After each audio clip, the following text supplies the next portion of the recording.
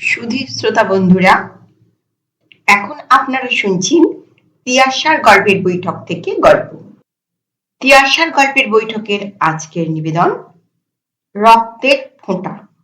লিখেছেন অচিন্ত কুমার সেনগুপ্ত। শুরু করছি আজকের নিবেদন রক্তের ফোঁটা। সিঁড়ি দিয়ে নামতে নামতে হঠাৎ পা পড়কে পড়ে যাচ্ছিল অনিমেষ। মুহূর্তে রেলিংটা ধরে ফেলে সামলালো নিজেকে। নিচের দিকে তাকালো, কই কিছুই পড়ে টরে নেই তো। কলার খোসা, আমের চোকলা, নারকেলের ছোবড়া কিছুই তো নেই। জলও তো নেই এক ফোঁটা। শুকনো খটখটে সিঁড়ি। জুতোর তলাটাও দেখলো একবার, সেখানেও কিছু লেগে নেই। মনে মনে হাসলো অনিমেষ। খুব তাড়াতাড়ি করছিল বলেই কি পাটা পিছল হয়ে পড়ে যাচ্ছিল? ছন্দ রাখতে পারেনি ঠিক মতন? চোখের পলকে কি দুর্ঘটনাটাই না হতে পারত। ভাঙতে পারত হাড়গোড়, মাথা, মেরুদণ্ড। এতক্ষণে তাহলে রেল স্টেশনের পথে না হয়ে হাসপাতালের পথেই তাকে যেতে হতো। ট্যাক্সিতে না হয় অ্যাম্বুলেন্সে। সত্যি এক চুলের ফাঁড়াক, একটা সুতোর এদিক ওদিক। এত তাড়াহুড়োর কোনো মানে হয় না। অনিমেষের এখন বয়স হয়েছে, তার ধীর হওয়া উচিত। কিন্তু কি আশ্চর্য, ঠিক সময় সমর্থ হাতে রেলিংটা ধরে ফেলতে পারল। ঠিক অত দূরে রেলিং পড়বার সময় হাতের হিসেব থাকলো কি করে? মনে হলো যেন হাতের কাছে রেলিংটা কেউ এগিয়ে এনে দিয়েছে। কিছু বলেনি, তবু ট্যাক্সিটাও ছুটছে প্রাণপণ। যেন ড্রাইভারেরও ভীষণ তাড়া। কিন্তু বেগে ছুটলেই যে আগে পৌঁছানো যায় তা তো সবসময় হয় না। মনে হচ্ছিল ট্যাক্সিটাই অ্যাক্সিডেন্ট করে বসবে, হয় কাউকে চাপা দেবে, নয়তো হুমড়ি খেয়ে পড়বে কোনো গাড়ির উপর, নয়তো কোনো মুখোমুখি সংঘর্ষ। অত শত না হলেও নির্ঘাত জ্যাম হবে রাস্তায়। ট্যাক্সিটা পৌঁছতেই পারবে না, ট্রেনটা ছেড়ে দেবে। যেন এত সুখ সহ্য করবার নয়। ভাগ্য ঠিক বাদ সাধবে, বাগড়া দেবে। না, হন্তদন্ত ট্যাক্সি শেষ পর্যন্ত এসে পৌঁছেছে। ট্রেনটা ছাড়েনি। কামরার খোলা দরজার উপর অনিতা দাঁড়িয়ে। বাবা, আসতে পারলে? অনিতা খুশিতে ঝলমল করে উঠল। কত বাধা, কত বিপদ! বাহ, আর বাধা বিপদ কোথায়? সব তো খোলসা হয়ে গিয়েছে। অনিতা নির্মুক্ত মনে হাসল। এখন তো ফাঁকা মাঠ, যাকে বলে লাইন ক্লিয়ার। অনিমেষও হাসল স্বচ্ছন্দে। হঠাৎ ইঞ্জিনটা মিসেল দিয়ে উঠল। অনিমেষ বুঝি উঠতে যাচ্ছিল। অনিতা ব্যস্ত সমস্ত হয়ে বললে, আর উঠে কি হবে? না, ওটা অন্য প্ল্যাটফর্মের ইঞ্জিন। যা ভয় পাইয়ে দিয়েছিলে, বললে অনিমেষ। তোমার সবটাতেই ভয়। একটু ব্যঙ্গ মেশালো অনিতা। না, ভয় আর কোথায়, কামড়াতে উঠল অনিমেষ। ঘড়ির দিকে তাকিয়ে দেখল সামান্য কয়েক মিনিট বাকি আছে। বললে, কিছুক্ষণ থাকি। কিন্তু কতক্ষণ? ধরো 1 বছর। কথাটাকে অন্য অর্থে নিয়ে গেল অনিমেষ। না না, অতদিন কেন? এ কি আমরা ডিভোর্সের পর বিয়ে করতে যাচ্ছি যে 1 বছর অপেক্ষা করতে হবে? না, ঠিক তা নয়, তবে। অনিমেষ আমতা আমতা করতে লাগলো। তবে টবে নয়, অনিতা অসহিষ্ণু হয়ে বললে। শ্রাদ্ধ শান্তি হয়ে গিয়েছে, এখন আর তোমার দ্বিধা কি? তবু লোকে বলে 1 বছর অপেক্ষা করা ভালো। ছাই বলে, কেউ বলে না। আমি কত বছর অপেক্ষা করে আছি বলতো? কণ্ঠস্বরে অভিমান আনলো অনিতা। আর আমি দেরি করতে প্রস্তুত নই। কিন্তু চলছে তো কলকাতার বাইরে। কি করব? হঠাৎ বদলি করে দিল। তাতে কি হয়েছে? তুমি দিনক্ষণ ঠিক করে চিঠি লিখলেই আমি ঝপ করে চলে আসব। লঘুভার হাসল অনিতা। বিয়ে করতে আর হাঙ্গামা কি? হুম? শুনছি আমাকেও নাকি বাইরেই ঠেলে দেবে। দিক না, তাহলে মফস্বলে যাব। আর যদি না দেয়, কলকাতাতেই থাকো, চলে আসবো এখানেই। মোট কথা, চোখের তীক্ষ্ণ আকুতি নিয়ে তাকালো অনিতা। শুভস্য শীঘ্রম। লোকে কি বলবে? লোকের কথা ছেড়ে দাও। লোকে বলবে বউ মারা যাবার 1 মাস পরেই বিয়ে করলো, এই তো। সে তো 1 বছর পরে করলেও বলবে। একটু তপ্ত হলো অনিতা।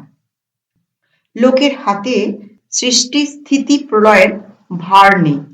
লোকে কি জানে আমার তপস্যার কথা? তপস্যা? হ্যাঁ, প্রতীক্ষা আর প্রার্থনা দুটোই তপস্যা। অনিতা ঘড়ির দিকে তাকালো। তোমার বিয়ের প্রায় 2 বছর পর আমাদের দেখা। তুমি আমাকে বললে তুমি আমার পরম হয়ে এলে, তো প্রথম হয়ে এলে না কেন? সেই থেকেই প্রার্থনা করছি, প্রতীক্ষা করে আছি কবে সেই চরম দিন আসবে, কবে পথ পরিষ্কার হবে। 3 বছরের পর সেই সুযোগ আজ এলো। এই 3 বছর সমানে আকাঙ্ক্ষা করে এসেছি আমাদের স্বাধীনতা। অর্থাৎ গত 3 বছর ধরেই অনিতা সুরভির মৃত্যু কামনা করে এসেছে। বুকের মধ্যে একটা ঘা মারার শব্দ শুনল অনিমেষ। সে শব্দ কি তারও আকাঙ্ক্ষার প্রতিধ্বনি? না, তা কি করে হয়? সুরভি বেঁচে ছিল বলেই তো অনিতার প্রতি তার আকর্ষণ এত জ্বলন্ত ছিল, জীবন্ত ছিল। সুরভি আজ বেঁচে নেই, তাই কি অনিতাও আজ স্তিমিত, নিষ্প্রভ? এ কি, ট্রেনটা ছাড়ছে না কেন?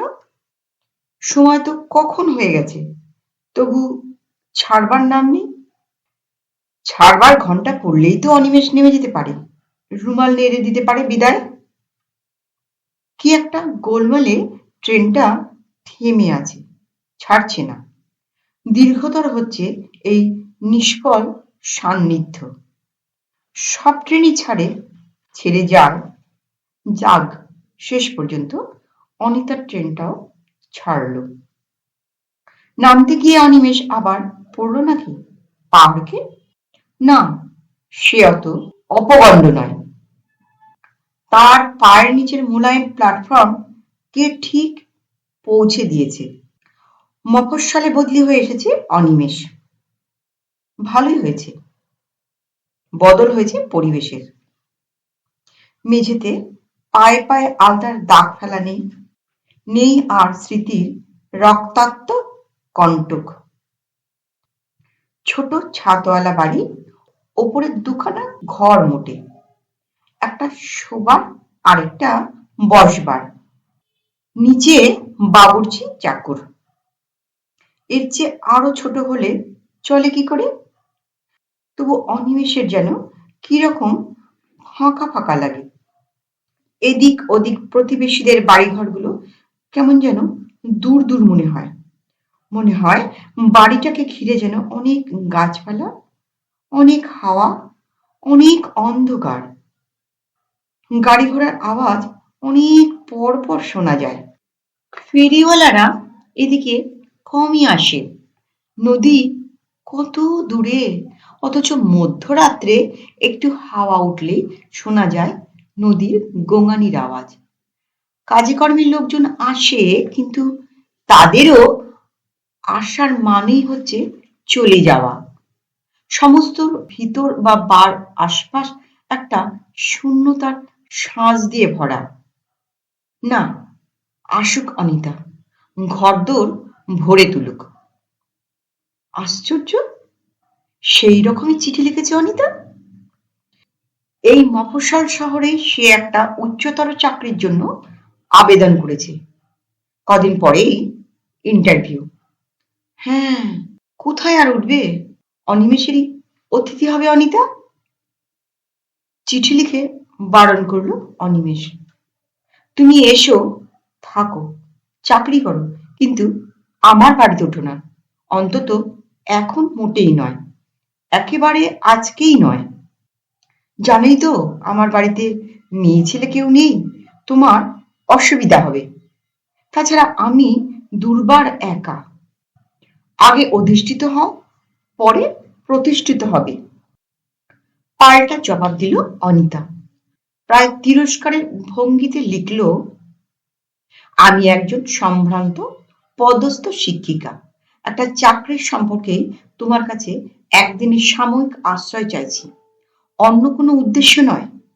আর নিজেকে অত দুর্বার বলে স্পর্ধা করো না।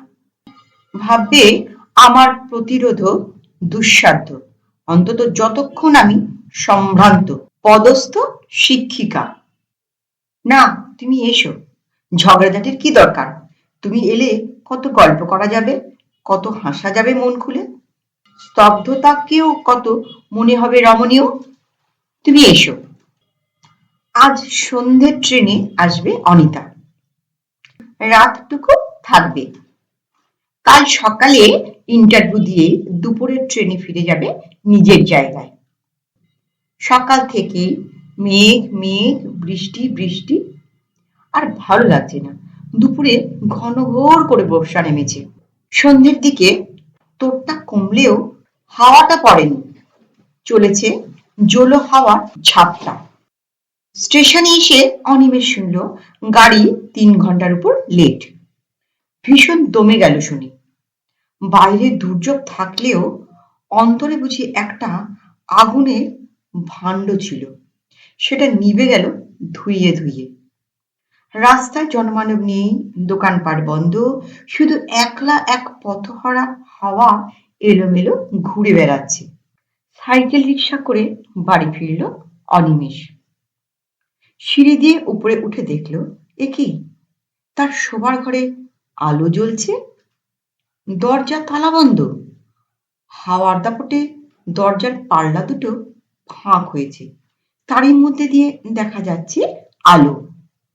তবে কি ঘর বন্ধ করে বেরোবার আগে ভুলে সুইচটা অন করে রেখেছিল?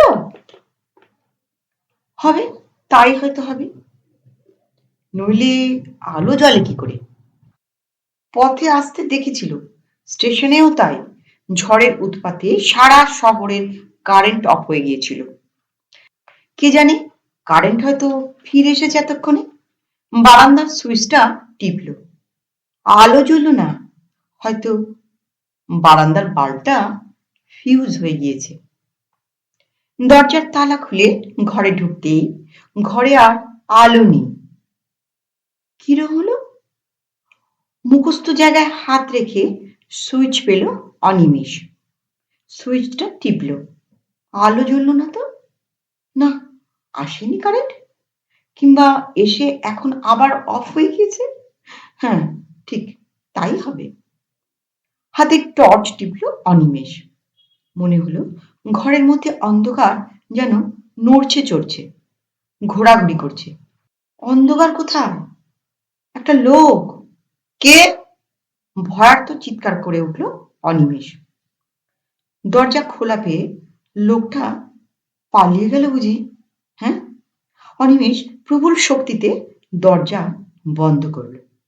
প্রায়ই কারেন্ট বন্ধ হয় বলে ক্যান্ডেল আর দেশলাই হাতের কাছে মজুত রাখে, তাই জ্বালালো এখন।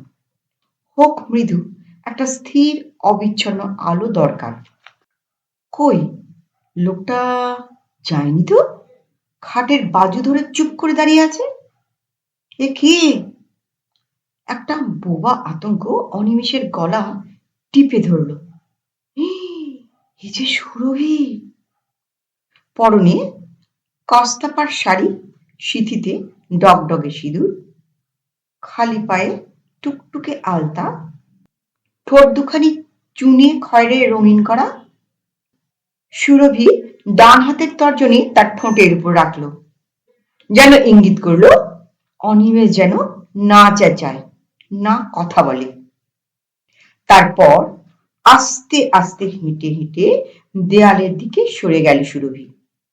সরে গেল যেখানে একটা ক্যালেন্ডার ঝুলছে, একটা তারিখের উপর আঙুল রাখল। দুই চোখে ক্রুদ্ধ ভর্ৎসনা পুড়ে তাকালো অনিমেষের দিকে। সেই চিহ্নিত তারিখে টর্চের আলো ফেলল অনিমেষ। দেখল আঙুলের ডগায় করে এক ফোঁটা রক্তের দাগ রেখেছে তারিখে। কোন তারিখ? এ তো আজকের তারিখ, বাংলা 28শে আষাঢ়, বৃহস্পতিবার। 28শে আষাঢ় কি? 28শে আষাঢ় অনিমেষ সুরভির বিয়ের দিন। একদম ভুলেই গিয়েছিল। আর বছর সুরভি মনে করিয়ে দিত। এবারও তেমনি মনে করিয়ে দিতে এসেছে। অদূরে দাঁড়িয়ে হাসছে সুরভি। কেমন মজা! যেতে না যেতেই মুছে দিয়েছ মন থেকে, মুছে দিয়েছ দেয়াল থেকে। ঘুরে ঘুরে চারদিকের দেওয়ালের দিকে তাকাতে লাগলো। আমার একটা ছবিও কোথাও ঘরে রাখোনি? সুরভি! তাকে ব্যাকুল হাতে ধরতে গেল অনিমেষ। হা হা হা হা হা হা করে একটা বাতাস ছুটে গেল ঘরের মধ্যে।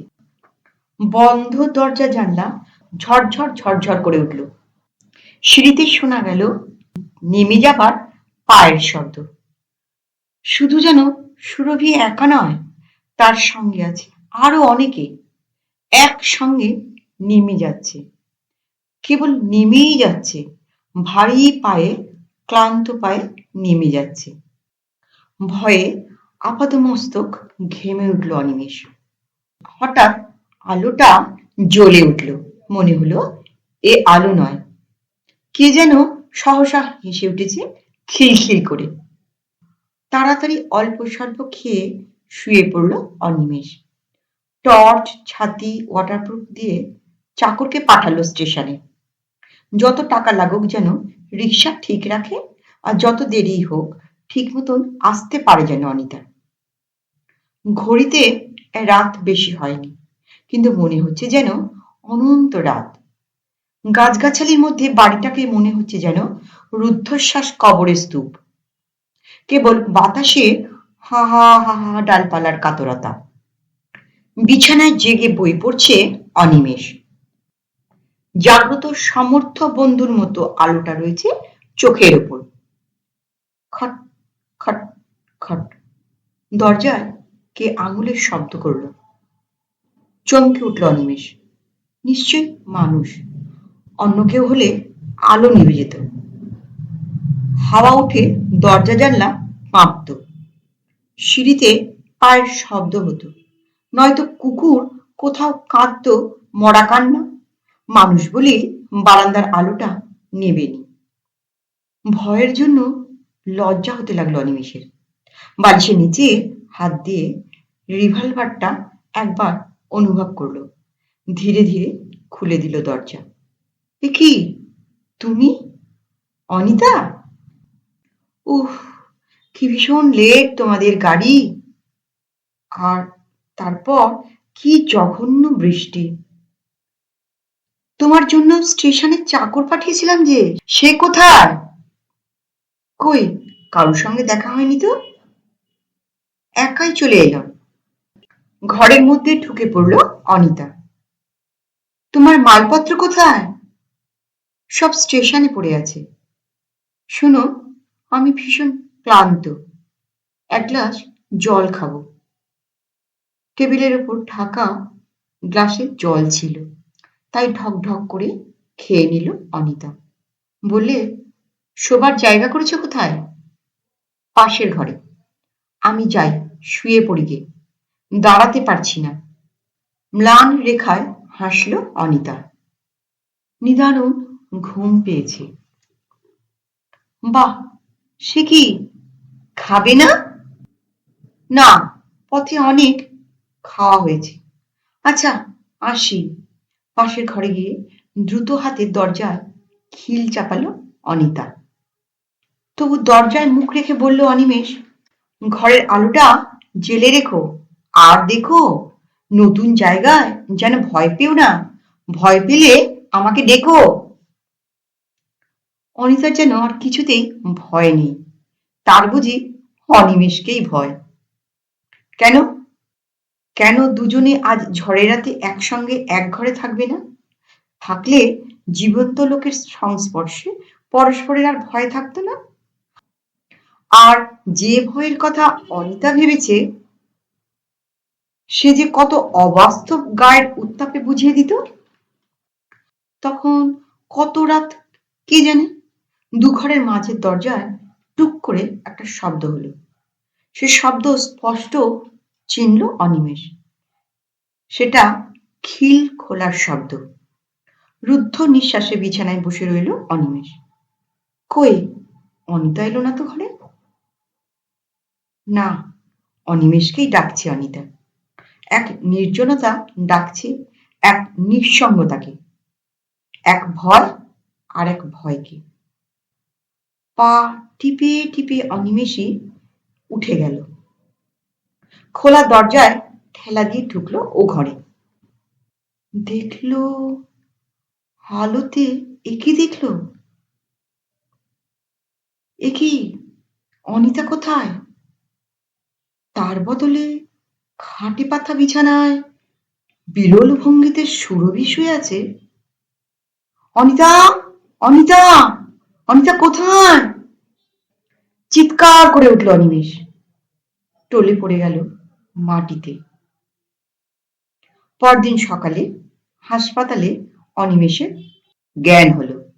একটু সুস্থ হলে শুনল গত রাত্রির ট্রেন অ্যাক্সিডেন্টে অনিতা মারা গেছে। আর ক্যালেন্ডারের তারিখে যে রক্তবিন্দুটা দেখেছিল সেটা আসলে লাল কালির চিহ্ন। মরবার অনেক আগে তারিখটা দাগিয়ে রেখেছিল সুরভি। সেই ক্যালেন্ডারটাই অনিমেষ নিয়ে এসেছিল। নমস্কার। গল্পটা কেমন শুনলেন? গল্পটা যদি ভালো লেগে থাকে দয়া করে একটা লাইক করতে ভুলবেন না।